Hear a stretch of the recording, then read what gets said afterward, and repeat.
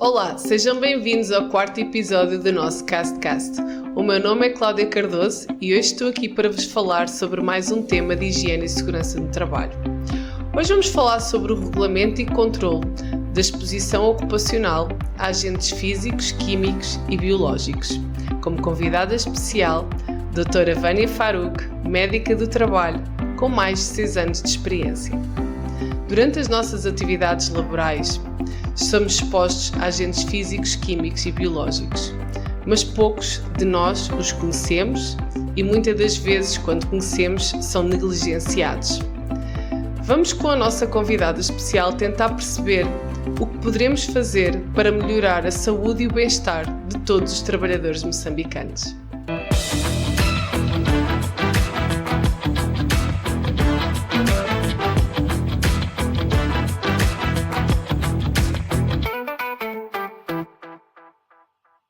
Olá, doutora Vânia, seja bem-vinda aqui ao nosso quarto episódio do nosso CastCast. Como está? Boa tarde, olá Cláudia, estou muito bem, obrigada. Ainda bem, olha, então hoje temos aqui uma grande missão, falar em torno daquilo que são os riscos físicos, químicos e biológicos. No nosso dia-a-dia, principalmente quem trabalha nestas áreas, ouvimos muitas das vezes que estamos expostos a agentes físicos, químicos e biológicos. Gostaria de perceber um pouco mais daquilo que é a sua experiência. O que é que são agentes físicos, químicos e biológicos? Antes de entrar para os detalhes da questão que me acaba de colocar, tenho a agradecer bastante a oportunidade de estar aqui neste cast. E indo à questão, riscos são todos que podem causar dano ao corpo humano através de agentes físicos. Os agentes físicos podem ser ruído, vibrações, temperaturas extremas, raios ionizantes, não ionizantes, pressão. E também temos os riscos químicos que podem ser poeiras, fumos, gases, podem ser produtos inflamáveis corrosivos também, e podem também ser produtos químicos tóxicos. E os riscos biológicos são derivados de micro-organismos, que podem ser bactérias, vírus, fungos e também parasitas. Dentro daquilo que é o contexto laboral das empresas, do tipo de empresas que nós temos aqui presentes em Moçambique, poderia-me dar assim alguns exemplos onde pudéssemos encontrar propriamente esses agentes químicos, físicos e biológicos? Por exemplo, para os riscos físicos, vou dar exemplo do risco ruído, que por acaso causa uma doença bastante incapacitante, que é a perda auditiva por ruído.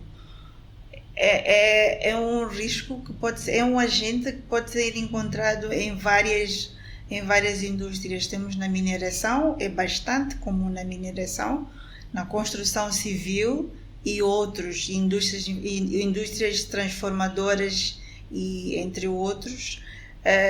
Temos também as vibrações. Neste momento estão a acontecer várias atividades nas estradas, na construção de estradas, e ali aqueles trabalhadores estão expostos a vibrações. É um exemplo muito comum, e isso pode levar a doenças musculoesqueléticas também sérias, graves.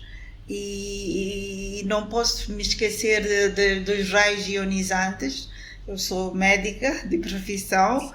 E os raios ionizantes fazem parte de um tipo de risco a que nós estamos expostos na unidade sanitária, em unidades hospitalares, através dos raios X.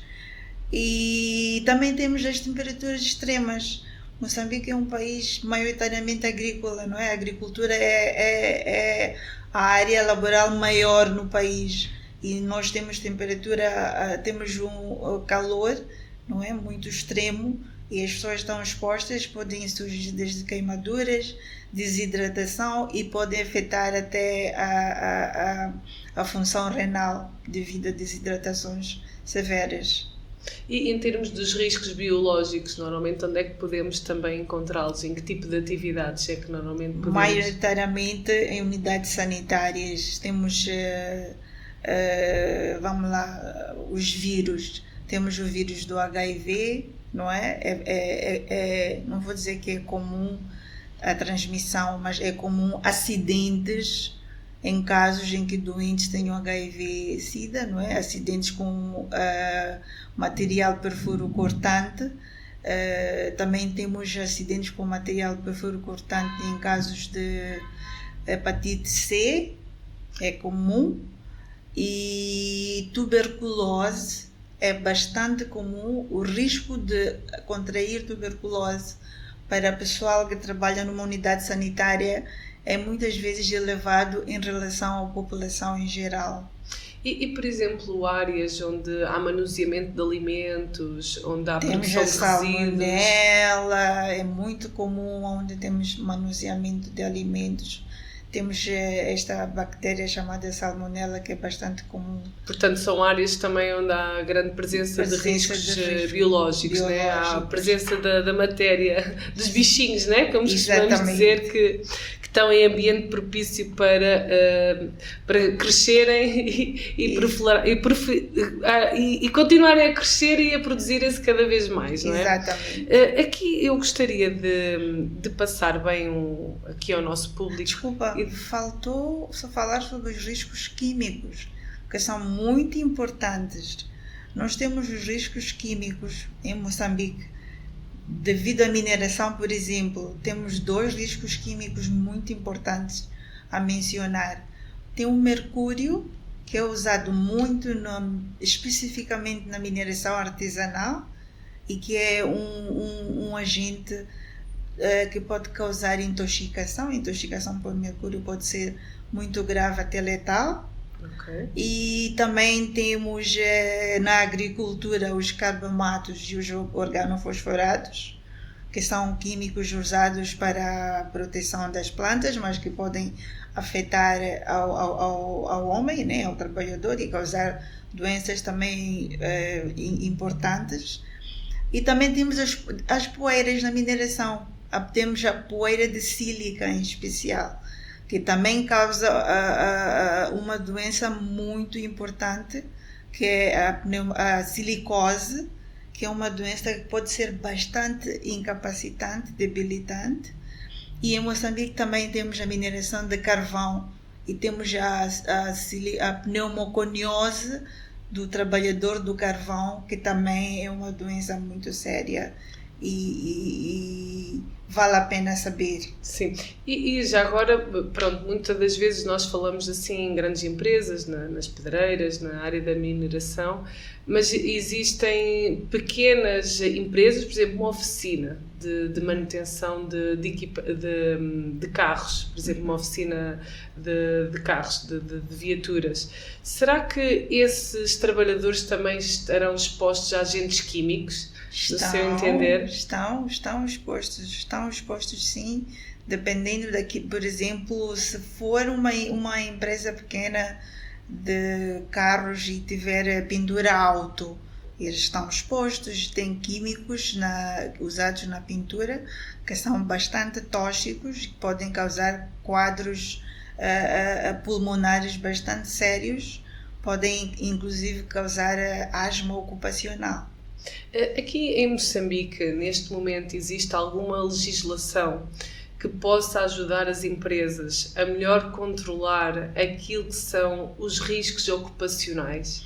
Olha, felizmente nós acabamos de ter um decreto para avaliação e controle de exposição ocupacional aos agentes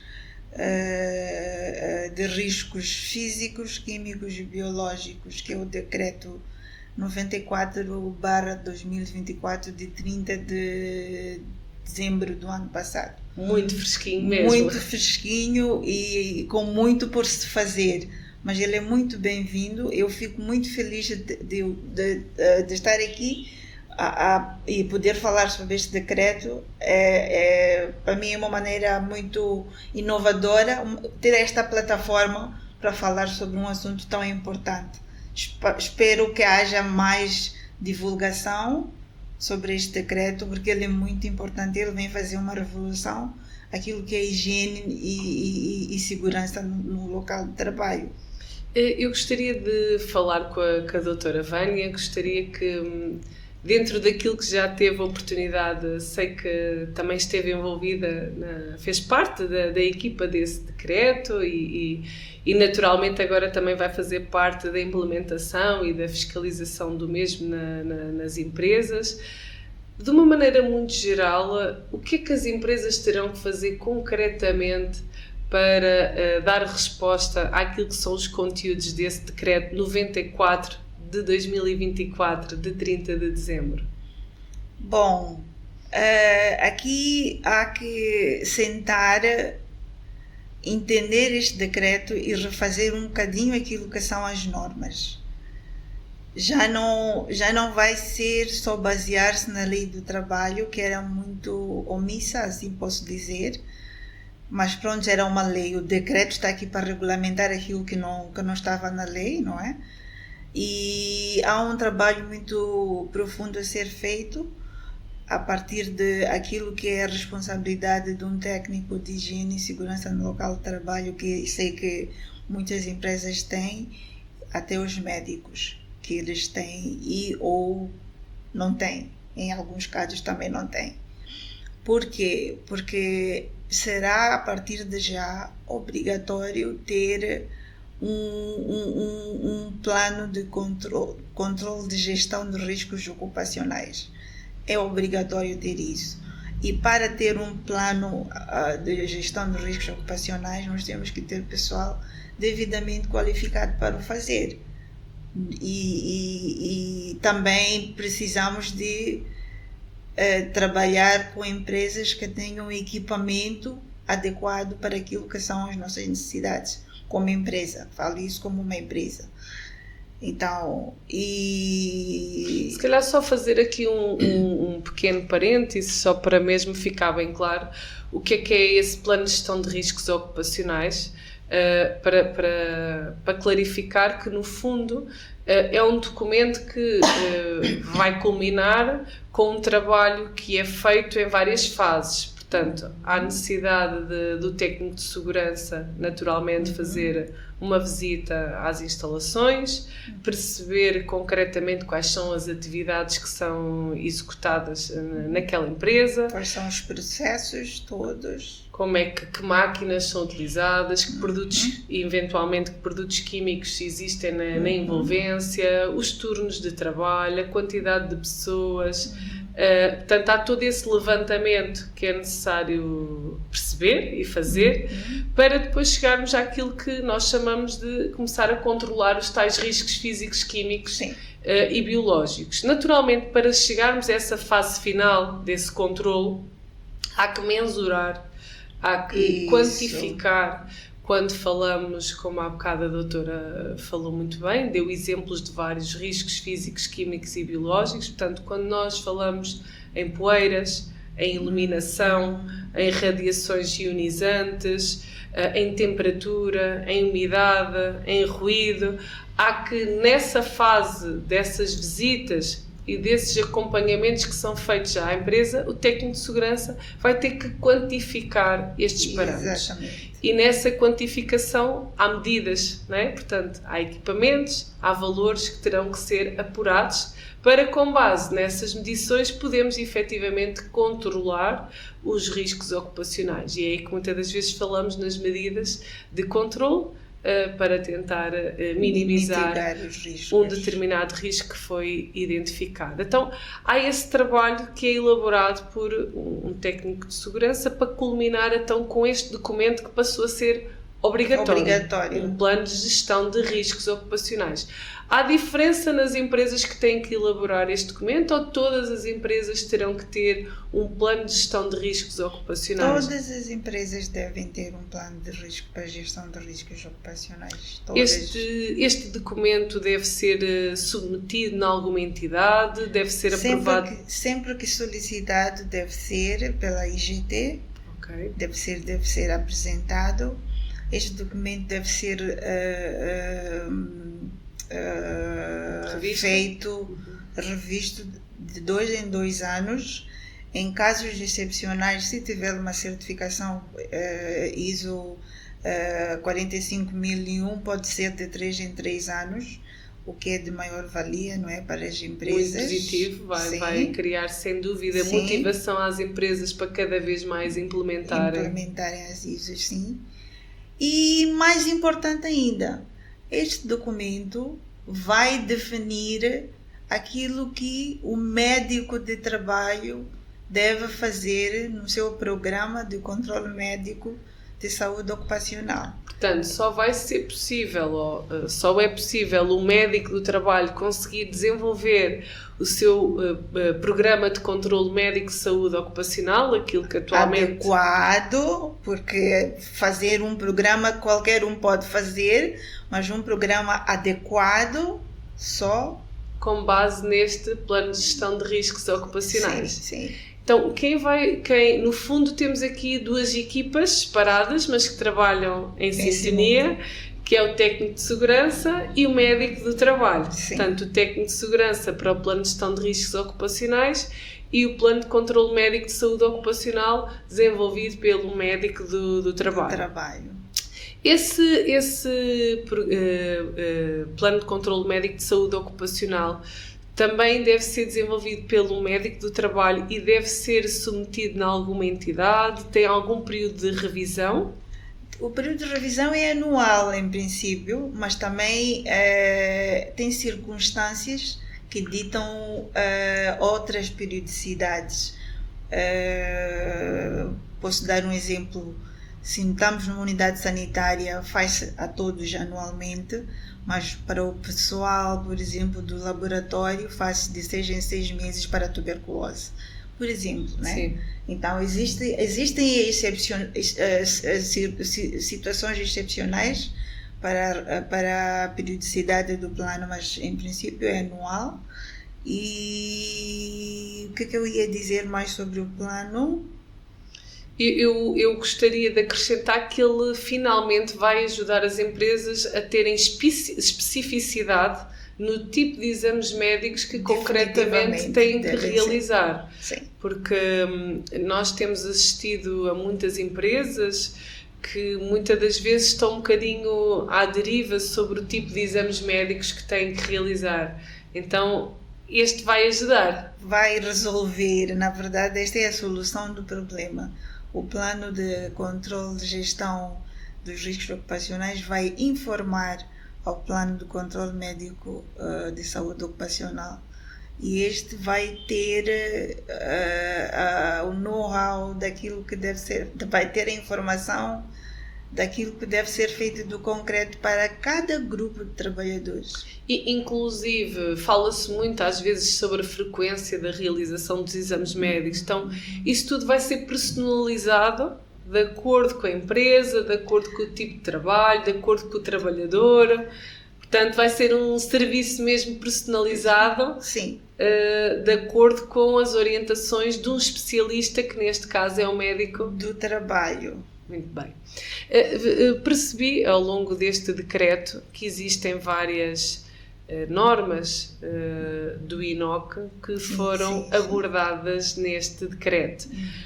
Sabemos muitas das vezes que há normas que não são de caráter obrigatório, são facultativas para as empresas, contudo, este decreto trouxe-nos aspectos positivos, que determinadas normas que foram desenvolvidas em 2022 pelo INOC relacionadas com a parte dos riscos ocupacionais, que passaram a ser obrigatórias. Sim. E isso é também muito bom. É um casamento perfeito, na nossa opinião. Nós, como médicos do trabalho, ficamos muito satisfeitos de ver isto incluído. Por exemplo, a norma 1139, que fala sobre a exposição das vibrações, está inclusa, passa a ser obrigatória. A outra, que também para mim é muito importante, é uma área que eu sempre olho por causa das temperaturas extremas, que é a 1136, que é exposição ao calor. Nunca, quer dizer, como moçambicana, nunca posso deixar de pensar o que é que a maior área, o maior ramo laboral, aliás, qual é a exposição do maior ramo laboral do país, que é a agricultura. A parte da agricultura. Exato. Aqui não podemos esquecer também, isto já para pensar no oposto, que muitas das vezes esquecem-se dos ambientes frios, mas aqui linkado ao tipo de atividade, porque há atividades que são realizadas em contentores com temperaturas extremas, mas frias, não é? Então, esses trabalhadores também precisam de ser monitorizados, não é? Sim, precisam. E mais normas, agora se quisesse dar só mais ao outro exemplo, normas moçambicanas que passaram a estar em vigor, falou das vibrações. Não me ocorre nenhuma neste momento. Vibrações de temperatura foram as que mais... E temos a da iluminância. Da iluminância também, sim foi. Se calhar ressalvar que grande conteúdo destas normas moçambicanas que estão linkadas a este decreto estão relacionadas com a própria metodologia da coleta de dados. Portanto, fazer a medição de uma iluminância num posto de trabalho tem uma metodologia própria que já está devidamente explicada. Ninguém tem que inventar e ninguém tem que fazer diferente. Portanto, isso foi muito positivo, mesmo para quem opera os equipamentos e tem que fazer a coleta dos dados, foi bastante positivo. De acordo com esta legislação, percebemos que a parte final tem vários anexos, onde nos remete para aquilo que são os valores limites de emissões, valores limites de exposição, na verdade, valores limites de exposição a determinados parâmetros. No seu entender, acha que neste momento este decreto está completo ou ainda continuaremos a ter necessidade de algumas vezes consultar requisitos normativos internacionais? Bem, na verdade, para os nossos limites, nós nos baseamos nos limites internacionais, nos standards internacionais e regionais. Nós olhamos para tudo, tentamos ajustar aquilo que é o nosso contexto. Porém, nós,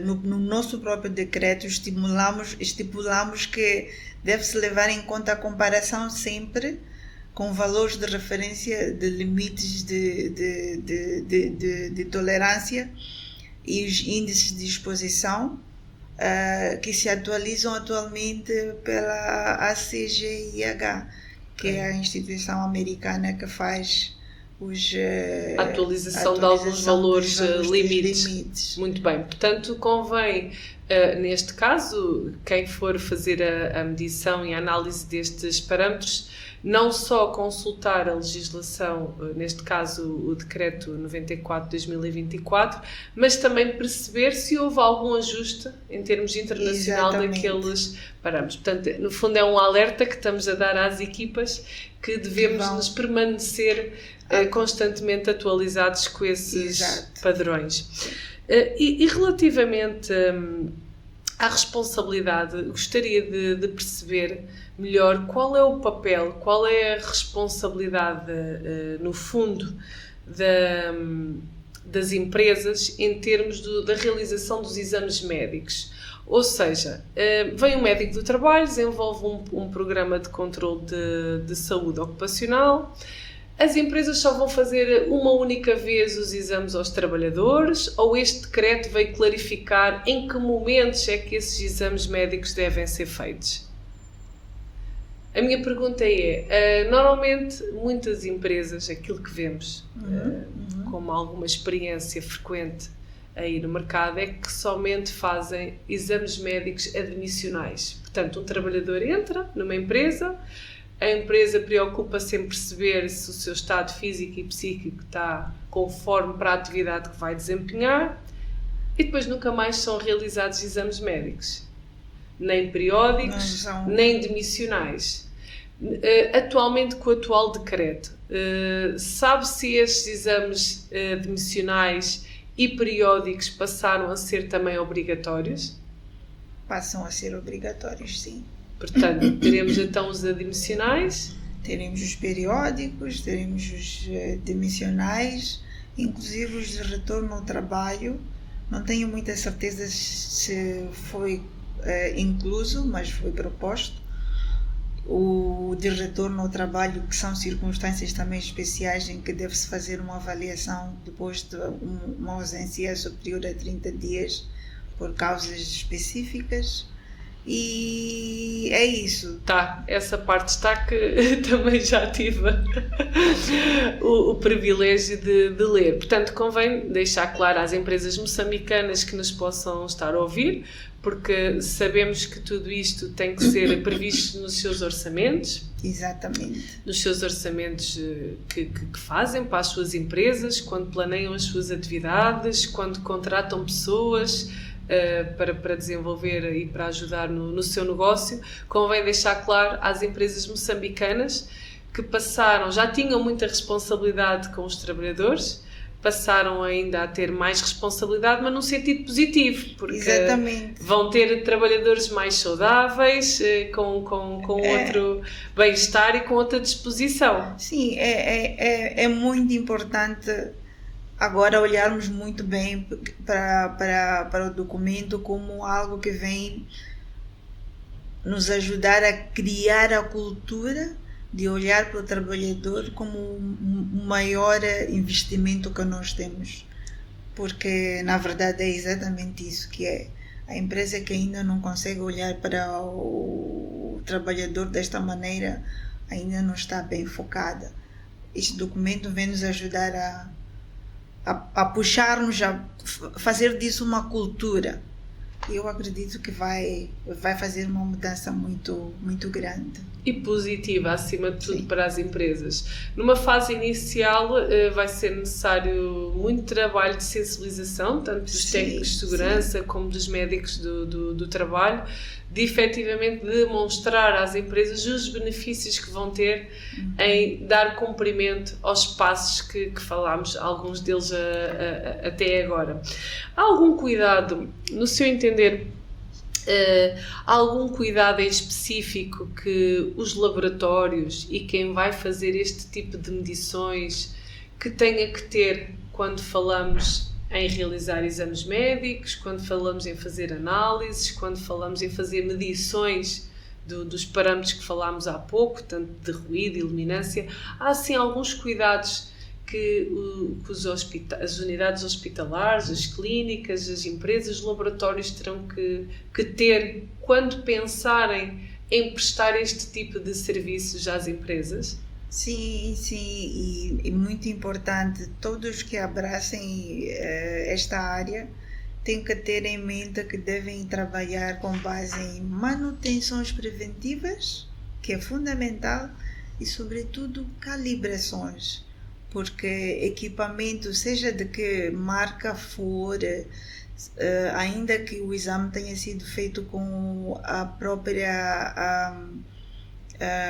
com o próprio procedimento operacional padrão, se o equipamento não está calibrado, os valores, os resultados não têm relevância, não têm importância, porque podem não estar certos, ou por outra, porque não estão certos.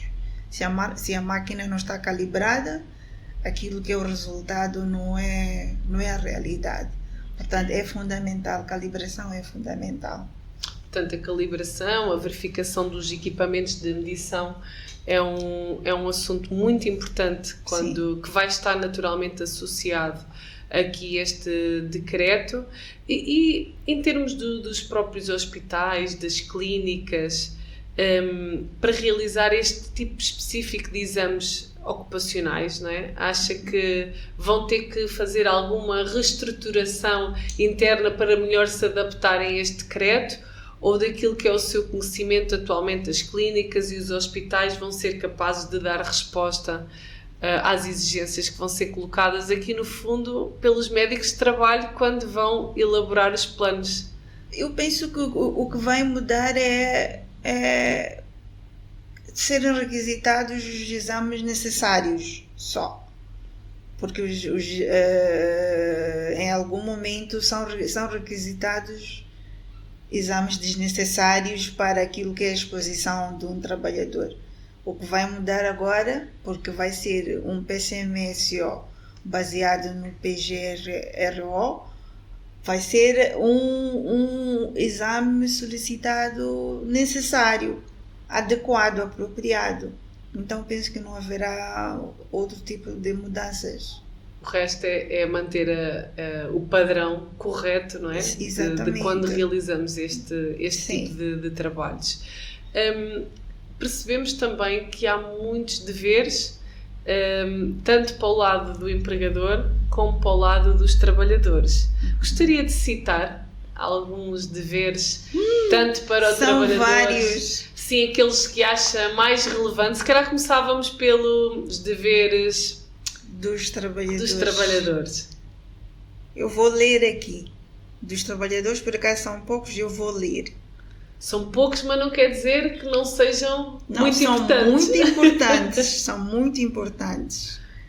Cumprir as disposições legais e regulamentares sobre segurança e saúde no trabalho, inclusive as ordens de serviço expedidas pelo empregador, submeter-se aos exames médicos sempre que for notificado, coisa que escapou muito durante a lei do trabalho, que não era muito específica em relação a isso. É uma mudança muito positiva. Porque isto mostra que é obrigatório fazer um exame médico. Usar o equipamento de proteção individual fornecido pelo empregador apenas para a finalidade a que se destina. Responsabilizar-se pela limpeza, conservação, armazenamento e manutenção adequada do equipamento de proteção individual. Cumprir as instruções sobre o uso do equipamento de proteção individual. Comunicar ao empregador quando o equipamento de proteção individual for extraviado, danificado ou qualquer alteração que o torne impróprio para o uso. Portanto, isto também é outro trabalho de sensibilização e mesmo quando as empresas admitem novos trabalhadores, de comunicar também estes deveres, porque muitas das vezes o trabalhador nem tem noção que tem que manter o seu equipamento de proteção individual, que tem que cumprir as regras de segurança, portanto, muitas das vezes portanto, este trabalho de sensibilização e informação também se tornou mais claro que é necessário intensificar. Bastante. Ok. E a nível dos deveres do empregador, quer citar os principais? Ok. Aqueles que considerou mais relevante ou a título de exemplo para quem nos está a ouvir, 2 ou 3. Ok. Tem um aqui que não pode deixar de ser lido, que é informar os trabalhadores sempre quanto ao risco existente nos locais de trabalho através do mapa de riscos. Isso é uma coisa que em muitos sítios não existe. Em muitas empresas não existe. E voltar a reforçar que este decreto não trouxe exceções, portanto é aplicável a todos. Também informar aos procedimentos a tomar em casos de emergência. Medidas de prevenção adotadas pela empresa para eliminar e reduzir os tais riscos, obviamente.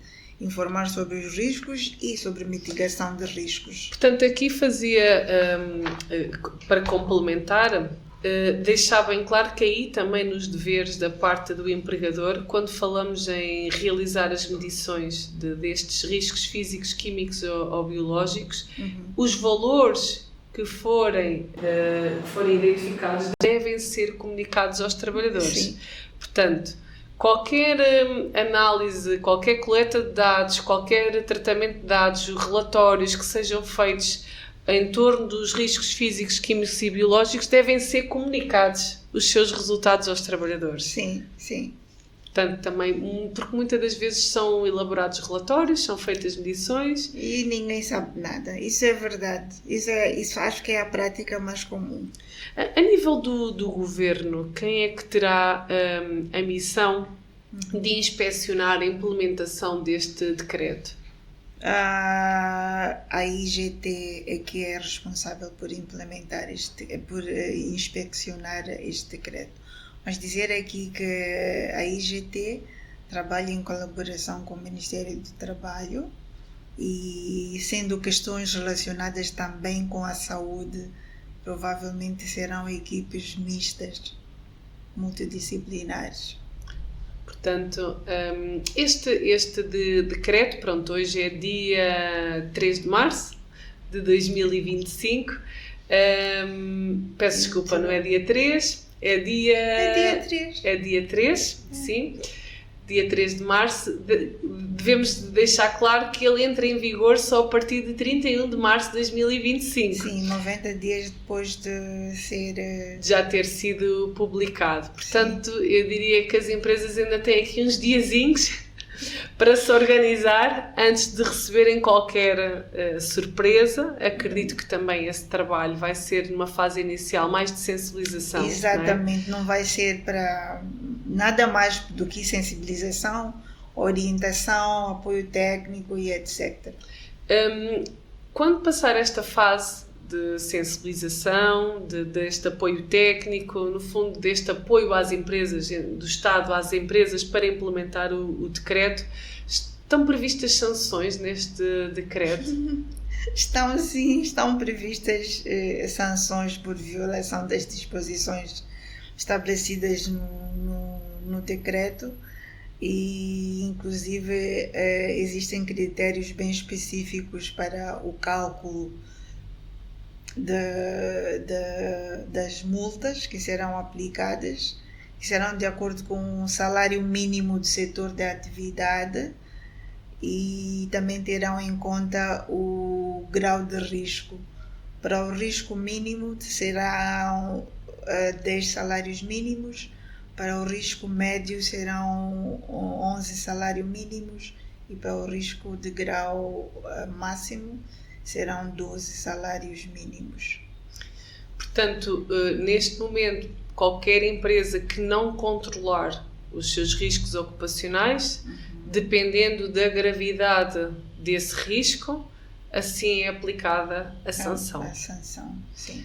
Gostaria de partilhar connosco alguma experiência que tenha tido com algum doente que tivesse sido diagnosticado alguma doença profissional? Bom, já tive várias experiências diferentes, cada uma mais difícil do que a outra, mas há uma que me marcou bastante e já lhe explico porque que me marcou bastante. É um caso de uma cabeleireira que desenvolveu uma dermatite atópica. Uma dermatite alérgica. Uma dermatite alérgica. E por que eu digo que é um caso diferente? Já vi vários, mas esse foi muito diferente porque foi uma dermatite, primeiro, muito severa ao ponto de a trabalhadora ter de parar de fazer o seu trabalho. Ela teve que abandonar a indústria de cabeleireiro, porque cada vez que ela tentava voltar ao trabalho, ela tinha recidivas e a expressão da doença era mesmo severa, era grave. E eu cheguei inclusive a publicar um caso clínico numa revista sul-africana, Alsa. E por que isto me tocou tanto? Porque eu pensei na nossa realidade. Quantos cabeleireiros, estou a falar de um cabeleireiro de alto nível, de condições, todas as condições de proteção, onde usam os melhores produtos de cabelo e etc. E depois eu penso, a nossa realidade, quantos cabeleireiros nas nossas zonas rurais nós temos? São vários, em cada esquina nós temos um cabeleireiro e que não usa EPI apropriado e que se expõe várias vezes a vários produtos. Imagino quantos casos devem ter acontecido por aí, acontecem por aí no dia a dia de dermatites alérgicas. E é possível prevenir isso? A minha pergunta é, por exemplo, se utilizassem determinadas luvas de proteção específicas, sim, era possível? É possível se soubesse, por exemplo, qual é a sensibilidade da pessoa, quais são os produtos que contêm quais são os ingredientes dos produtos que vão ser usados. Mas, por exemplo, nos químicos, para os químicos é muito desafiante fazer isso, porque muitas vezes é uma combinação de químicos. Então é muito difícil, mas em todo o caso tem que se usar proteção. Tem que haver informação. Por exemplo, se eu sou atópica, eu já sei que eu tenho maior probabilidade de desenvolver alergias. Vou ter maior cuidado com tudo aquilo que pode causar alergias. É o caso, por exemplo, de uma cabeleireira. Se ela já é atópica, tem que ter muito cuidado. Pode até chegar a ser asmática por causa da exposição a químicos no trabalho, para além de desenvolver dermatites alérgicas. Sim, e no fundo este decreto vai ajudar muito quando às vezes acontece alguma doença que é manifestada num trabalhador, que muitas das vezes nem se consegue bem identificar a causa da mesma. Com este acompanhamento logo desde o início, vai ser muito mais fácil garantirmos um melhor conforto aos próprios trabalhadores. Com certeza.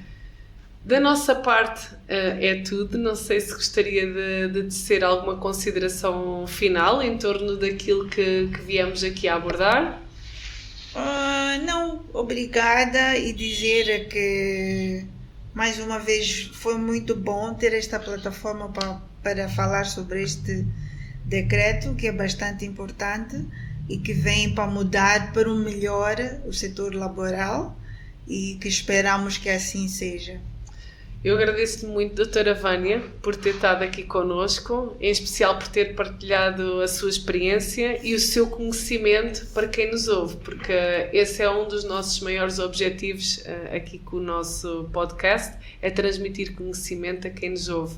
E as suas palavras foram muito bem-vindas e vão com toda a certeza ser muito úteis aos estudantes, aos trabalhadores, aos empregadores, a todo o público que nos está a ouvir. Muito obrigada e até uma próxima. De nada, não tem nada que agradecer. Foi um prazer e convido-me sempre que precisar. Obrigada, até breve. Até breve, tchau. Tchau, tchau. E chegamos assim ao final de mais um CastCast. Como resumo deste nosso episódio, não se esqueçam que a partir do dia 31 de março de 2025 entrará em vigor o novo Decreto 94/2024 de 30 de dezembro de 2024. Tem como missão este regulamento avaliar as exposições ocupacionais aos agentes físicos, químicos e biológicos. Tem como obrigatoriedade para algumas empresas do setor da construção civil, distribuição de água e energia, indústria transformadora, extrações de minerais, petróleo e gás, a obrigatoriedade de desenvolver planos de gestão de riscos ocupacionais devidamente elaborados por técnicos de segurança e a elaboração de planos de controlos de saúde ocupacionais devidamente elaborados pelos médicos do trabalho. Não se esqueçam de subscrever o nosso canal e até o próximo CastCast no dia 13 de março. Obrigada!